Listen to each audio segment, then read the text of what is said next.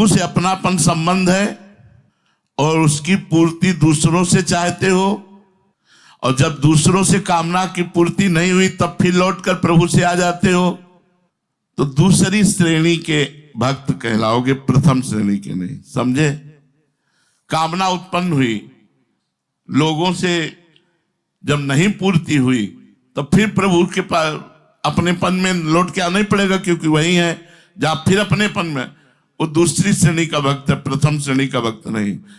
प्रथम श्रेणी का भक्त है कि कामना उत्पन्न हुई तो प्रभु से ही पूर्ति हो या ना हो, केवल प्रभु से, अन्य से नहीं। बने तो रघुवंशी बने। जो केवल कामना पूर्ति के लिए भगवान से संबंध करते हैं, वहां कामना मुख्य होती है, संबंध गौड़ होता है, इसलिए तीसरी श्रेणी के भक्त हैं।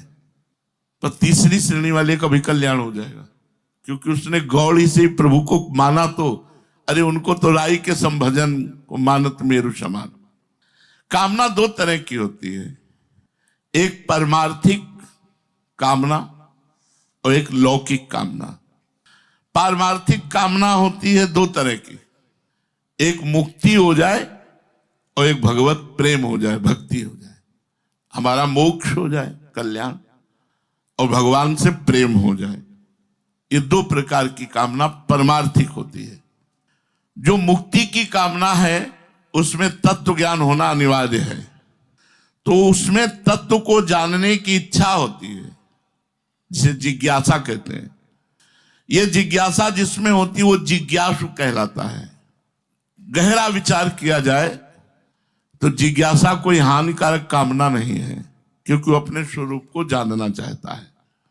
आवश्यकता अपने स्वरूप के जानने की पड़ी, उसे मैं कौन हूं, गुरु और हरि की शरण में गया, कामना उसके अंदर जागृत हुई। ये कामना कामना नहीं, इसे निष्कामता ही कहते हैं। दूसरी कामना होती प्रभु के प्रेम प्राप्ति की, भक्ति, वो ज्ञान मार्ग, ये भक्ति मार्ग। उसको वास्तविक कामना कह ही नहीं सकते, क्योंकि प्रभु अपने हैं और अपने से प्रेम करना कोई कामना है क्या? क्योंकि वो अपने लिए नहीं है, प्रभु से प्रेम करने के लिए है, प्रभु में समर्पित होने के लिए है, प्रभु को सुख पहुंचाने के लिए। इसलिए पारमार्थिक दोनों कामनाएं बाधक नहीं है।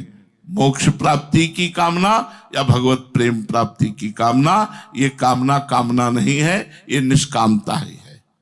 लौकिक कामना, लौकिक कामना भी दो प्रकार की होती है, एक सुख प्राप्त करने की और एक दुख दूर करने की।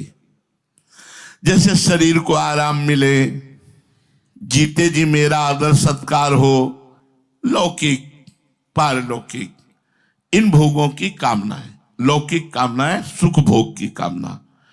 ऐसी और बहुत सी कामनाएं लौकिक होती है। ये सब बंधन कारक, पतन कारक, और ऐसी कामना वाले का उद्धार कभी नहीं होता है। इसे आसुरी संपत्ति कहते हैं।